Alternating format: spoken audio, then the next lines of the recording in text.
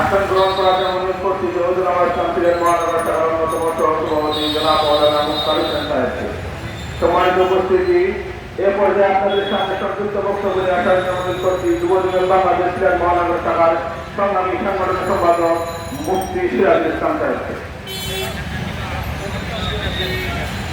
বিসমিল্লাহির রহমানির রহিম। শতাব্দীর ৫৫তম সংগঠন শরীফ মৌলানা ইসলাম বাংলাদেশের মনোনীত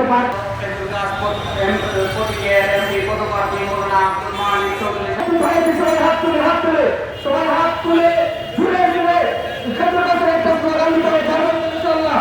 সবাই ঘুরে ঘুরে একটা স্লোগান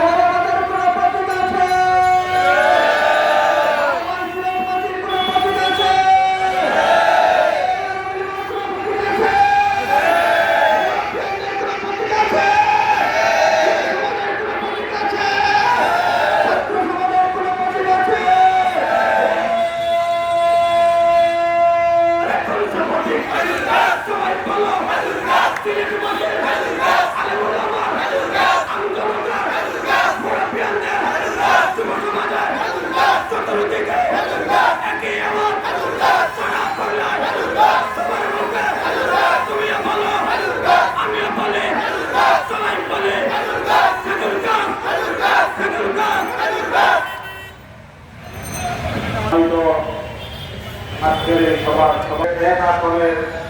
প্রতিটি ঘরে ঘরে যেন পৌঁছে দিতে পারেন। আমরা সবাই ওনাকে সর্বাত্মক সহযোগিতা করব।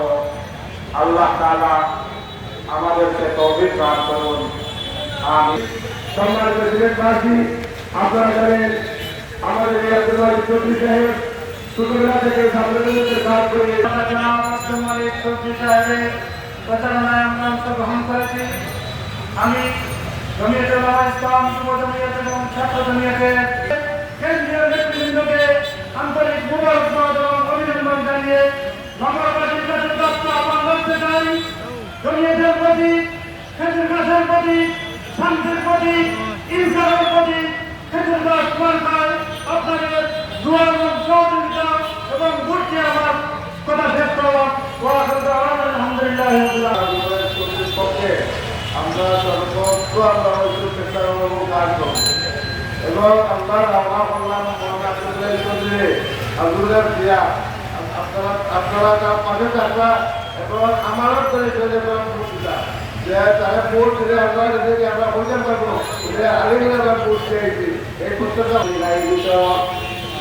আজকে সবার সম্মানিত স্বাধীনতা ছিল না, রাজনৈতিক দলের কথা বলার অধিকার ছিল না। ছাত্র জনতার আন্দোলনের মুখে এই স্বৈরতন্ত্র হাসিনা সরকার প্রদান করার পর যে অন্তর্বর্তী সরকার আজ 12 মাস 14 মাস থেকে প্রতিষ্ঠিত হয়েছে, সেই সরকার আমাদের আন্দোলন সংগ্রামের ফসল।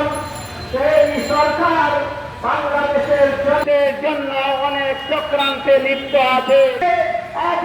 এই ঘোষণা অনুযায়ী নির্বাচন করার জন্য আমরা হাজার হাজার উলামায়ে কেরামের শাহাদাতের বিনিময়ে এই ইংরেজ সরকার এই ভারতবর্ষ থেকে পালিয়ে গিয়েছিল এবং জমিয়তে উলামা ইসলাম 71 সালেও স্বর্ণালী ইতিহাস।